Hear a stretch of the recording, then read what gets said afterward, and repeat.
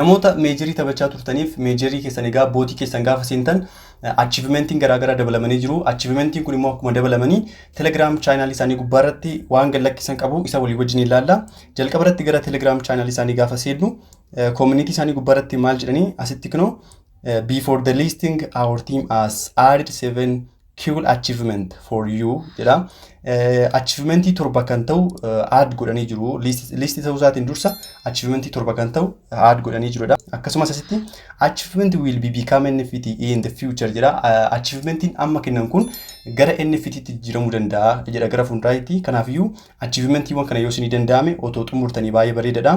Achievementii torban kana booda gara NFT tti jijjiiruu danda'u waan ta'eef akkasumas maal jedha 3 are available right away and the one limited free achievement will be snapped up by the most active players. Iddoo kanatti maal jedha achievementii sadii ammayyuu fudhachuu dandeessu yookiin immoo collect gochuu dandeessu jedha. Achievementiin tokko immoo useroota active ta'aniif qofa kan gad lakkifamu. Namoota active taphatanii taphachaa turtaniif achievementiin tokko akkasumatti gadi isiniif lakkifamadha. Akkasumas gara gadi kanatti gaafa dhuftan the other 4 will be allocated in the coming days jedha. Guyyoota itti aanu keessatti immoo achievementiin 4 gadi lakkifamadha.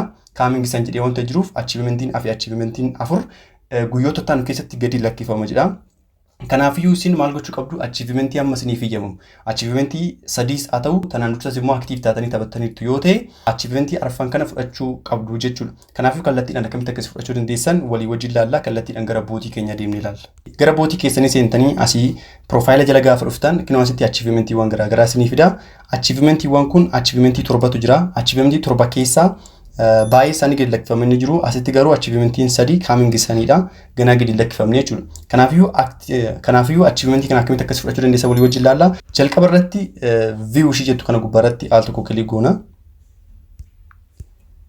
View kana irratti akkuma agartan asitti chaanaalii keessan boost gochuu qabdu jira. Namoota chaanaalii keessan boost gootan qofa kana kan fudhachuu dandeessu. Premiumii warra qabdanii Telegram chaanaalii keessan premium kan gootan achievementii kana fudhachuu dandeessudha. Namoonni premiumii gootanii jirtan achievementii kana fudhachuu dandeessu. Boost gootanii achi booddee collect gootu. Inni lammaffaan immoo 6 day kan jettu kana gubbaarratti al tokko kilik goona. Inni kun immoo asitti akkuma agartan toonii 0.33 sin gaafata. Namoonni toonii 0.33 qabdan wallet irraas bakka kamirraa kan qabdan toonii transaction gootanii achievementii kana fudhachuu dandeessu. Tariitii booda gara NFT tti gaafa jijjiiramu gatii bareedaa bahuu danda'a waan ta'eef akkuma NFT'n Xperia gubbaarratti gurguramaa ture akkasumatti booda gurguruu dandeessu waan ta'eef namoonni qabdan ammas toonii namoonni qabdan 0.3 kana transaction raawwattanii achievementii kana collect gochuu dandeessu. Inni sadaffaan asitti akkuma agartan indididha. Achievementiin kun asitti akkuma agartan achievementiin kun immoo available jedha. Achievementii kana akkamitti akkasii fudhachuu dandeessan isinitti agarsiisa. Kallattiidhumaan eessa dhuftu as dhuftanii asii kunoo ishii kana jala al tokko kilik gootanii galtu. Achievementiin kun dhokateeti kan inni jiru waan ta'eef as jala gaafa galtan akkas gara olii kanatti dhuftanii achievementiin kun egaa namoota active ta'aniif kan inni dhufu asitti kunoo congratulation jedhee jira. Garuu iddoo kanatti collect kan jettu kan ishee isiniif fiduu qabdu. Namoonni collect kan jettu isiniif fidde al tokko sarratti kilik gootanii collect gochuu dandeessu. Achievementii kana namoota active ta'anii hojjechaa turaniif qofa kan inni baasu. Isaan alatti hin baasu. Kanaafuu isa kana collect kan jedhu yoo isiniif baase isa kana collect gochuu dandeessu. Garuu inni kun collect jedhee isiniif baasne yoo ta'e bifa gaaffitiin iddoo kana gubbaarratti istaarii 10 isin gaafata. Istaarii 10 kaffaltanii bifa gaaffitiin iddoo kana irratti barreessuu dandeessu jechuudha. Kanaafuu gara duubatti kana akka isti keessaa deebinee asitti gaafa deebinu inni kan biraan immoo asii kinoo ishii kana akkuma agartan collect gochuudhaaf al tokko kilik goona. Inni kun amma uncollected godheetan jira. Inni kun immoo eessa argama?